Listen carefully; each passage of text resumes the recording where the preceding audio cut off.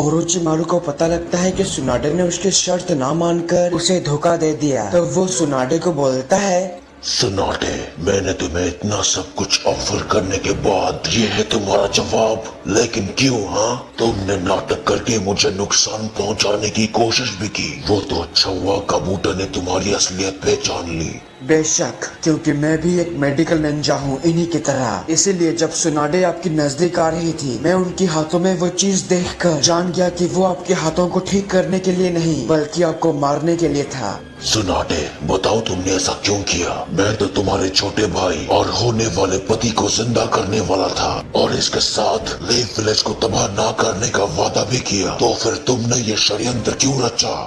Orochimaru, मुझे अच्छी तरह से पता है कि तुम एक शातिर हो। तुम्हारा लीफ विलेज को तबाह ना करने का वादा बस एक झूठ है। लेकिन सच कहूँ तो जब तुमने उस वक्त कहा कि तुम उन दोनों को जिंदा कर दोगे, तो एक समय के लिए मैंने वो तुम्हारी शर्त मान लिए थे। मेरा भी मन कर रहा था कि फिर से उन दोनों का चेहरा जी भर के देखूं, एक और बार उनकी मुस्कान को देखूं, फिर से उन्हें गले लगाऊं। उन दोनों के प्यार में मैं कुछ समय के लिए अंधी हो गई थी, यहाँ तक कि उन्हें दोबारा देखने के खातिर मैंने अपने विलेज के अंजाम के बारे में एक बार नहीं सोचा। लेकिन जब मैं उस नन्हे फरिश्ते से मिली तो उसने मुझे एक बात फिर से याद दिला दी जिसे मैं कभी भूल गई थी, और वो है डैन और नावाकी का सपना, जो है लीफ विलेज की रक्षा करना। उनके उस सपने को सच करना अब मेरा सपना है। उनकी बातें सुनकर ओरोचिमारू बोलता है, सुनाडे, तुमने मुझे और कोई रास्ता नहीं दिया सिवाय जबरदस्ती के।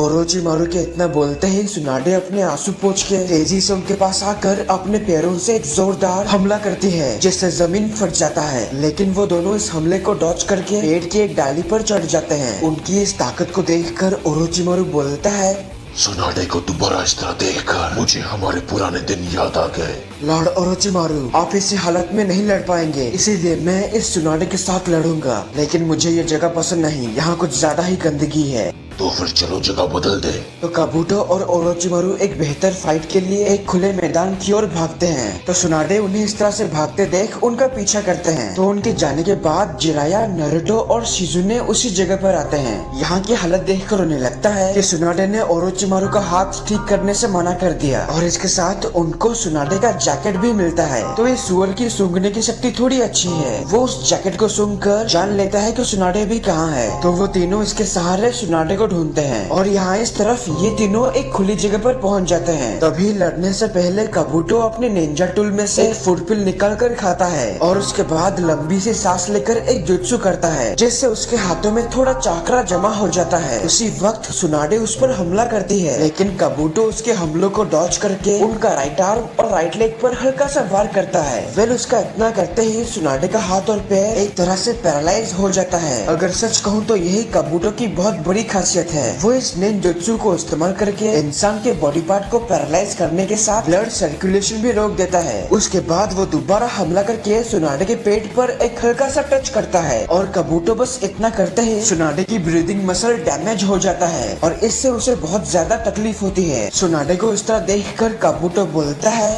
लगता है तुम्हें बहुत दर्द हो रहा है ना? लेकिन क्या करें, मुझे नाजुक जगहों पर मारना कुछ ज्यादा ही पसंद है। काबूटो की बात अभी खत्म नहीं हुई है, पर तभी सुनाडे तेजी से उसके पीछे आकर उसके गर्दन पर हमला करती है, और इससे काबूटो जमीन पर दूर जाके गिरता है। सुनाडे की इस हमले से वो जान जाता है कि वो उसे इतनी आसानी से नहीं हरा सकता, लेकिन अभी भी वो थोड़ी सी कमजोर है। तभी काबूटो खुद को संभाल के एक कुनाई निकालने की कोशिश करते ही वो कुछ बहुत अजीब महसूस करता है, और वो ये है, वो जब अपने राइट हैंड को कुनाई निकालने के लिए थोड़ा मूव करते ही उसका लेफ्ट लेग अपने आप ही हिलने लगते हैं, और ठीक वैसे ही वो जब अपने राइट लेग को हिलाता है तो उसका लेफ्ट शोल्डर अपने आप ही हिलते हैं। तभी अचानक सुनाडे उसे एक जोरदार मुक्का मारती है, जिससे वो दोबारा बहुत दूर गिरता है। वेल, काबूटो के साथ ऐसा इसलिए हो रहा है क्योंकि जब सुनाडे ने उसकी गर्दन के पीछे मारा था, तब काबूटो के पूरे नर्वस सिस्टम में एक शॉर्ट सर्किट जैसा कुछ हो गया, और इससे सुनाडे को थोड़ा टाइम मिलता है, और वो अपने हीलिंग जुत्सु से अपनी ब्रीदिंग मसल को ठीक करती है।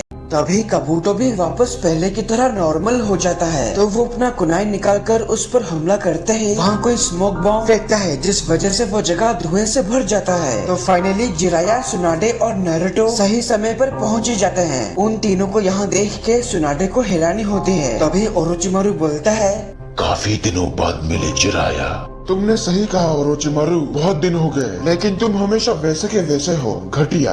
काबूटो को यहाँ देखकर नारुतो को समझ में नहीं आता है कि वो यहाँ क्या कर रहा है। हे काबूटो, तुम यहाँ? कैसे हो तुम नारुतो? क्या तुम इसे जानते हो? हाँ बिल्कुल, ये चुनिन एग्जाम के वक्त हमारे साथ था।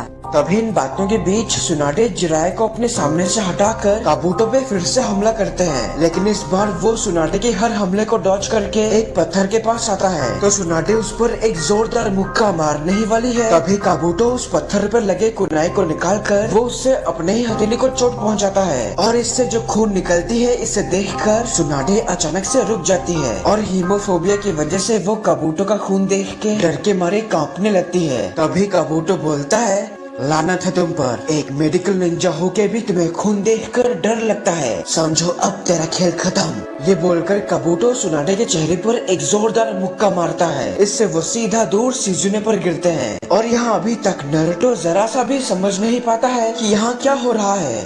अरे यार, मैं कंफ्यूज हो गया हूँ, ये काबूटो और सुनाडे आपस में क्यों लड़ रहे हैं? तुम हमेशा बेवकूफ ही रहोगे नारुतो, सच में तुम्हारा सास्के से कोई मुकाबला नहीं।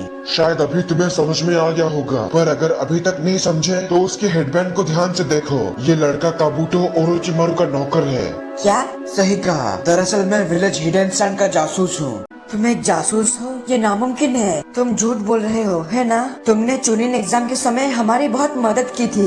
वो मेरा मिशन था, मैंने तुम लोगों की मदद की इसीलिए क्योंकि मुझे तुम सबके बारे में जानकारी इकट्ठा करनी थी। और सच कहूँ तो मुझे तुम्हारे बारे में बहुत ही खास बात जानने को मिली, यही कि तुम्हारे पास कोई निंजा जैसी हुनर है ही नहीं। तुम बस एक मामूली बच्चे हो जो बड़ों के बीच हमेशा टांग अड़ाता है। तुम सास्के के सामने कुछ भी नहीं, वो तुम्हें सही नाम से पुकारता है, लूजर। वेल, उसकी बातें सुनकर नारुतो को फाइनली गुस्सा आता है। उसके बाद काबूटो फिर से बोलता है, तुम्हारे लिए एक सलाह है, हमारी लड़ाई के बीच टांग मत अड़ा, समझे? नहीं तो बेकार में ही मारे जाओगे। बस बहुत हो गया। नारुतो काबूटो पर हमला करने के लिए अपना 4 शैडो क्लोन बनाता है, लेकिन काबूटो जितना कमजोर दिखता है वो उतना है नहीं। वो नारुतो और उसके शैडो क्लोन को डॉज करके उन सभी पर हमला करता है और अंत में वो असली वाले नारुतो को एक ही हाथ से उठाकर दूर फेंक देता है, लेकिन शिजुने उसे पकड़ लेती है। तभी जिराया ओरोचिमारू को बोलते हैं, ओरोचिमारू, जरा समय न गवाए, चलो लड़ाई शुरू करते हैं। जिराया, मुझे भी ऐसा ही लगता है। जिराया के मुंह से ओरोचिमारू का नाम सुनते ही नारुतो एक तरह से उसे पहली बार देखता है, क्योंकि पिछली बार ओरोचिमारू अपना नकाब उतारते वक्त वो बेहोश हो गया था। तो इसके बाद जिराया शिजुने को बोलते हैं, शिजुने, मैं चाहता हूँ कि तुम उस चश्मिश को संभालो और ओरोचिमारू को मुझ पे छोड़ दो। जैसा आप कहें मास्टर जिराया। तो अब जाकर मतलब नेक्स्ट एपिसोड में हम देखेंगे एक और जिराया वर्सेस ओरोचिमारू और दूसरी ओर शिजुने वर्सेस काबूटो। और यहीं पर इस एपिसोड की एक्सप्लेनेशन खत्म होती है। अगर आपको ये वीडियो अच्छा लगा तो प्लीज लाइक और कमेंट कीजिए, और अगर आप मेरे चैनल पर नए हो तो इसे सब्सक्राइब करने के साथ उस बेल आइकॉन को भी दबा ही दो। तब तक के लिए खुश रहना, मैं मिलूंगा आपसे अगले वीडियो में। पीस।